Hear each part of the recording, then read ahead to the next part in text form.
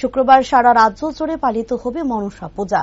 মনসা মায়ের ব্রতীরা 1 মাস নাম সংকীর্তনের পর অবশেষে মায়ের পুজোয় ব্রতী হবে শুক্রবার। আর এই উপলক্ষে বাজারে বাজারে ভিড় জমাচ্ছে ব্রতীরা। এমনই এক দৃশ্য দেখা গেল শহর অঞ্চলের এক বাজারে। পুজোর আগ মুহূর্তে মায়ের মূর্তি থেকে শুরু করে বিভিন্ন রকমের বাজারের জন্য বৃহস্পতিবার সকাল থেকে ভিড় জমায় ক্রেতারা।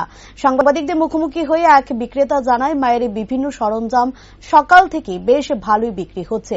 অপরদিকে এক ক্রেতা বলেন, মূর্তির দাম ঠিকই আছে।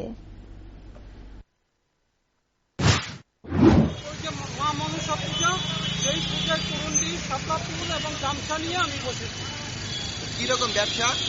ব্যবসা এখন শুরু থেকে বোঝা যাচ্ছে যে একটু ভালোই হবে। এখন তো তাহলে মাত্র শুরু হলো।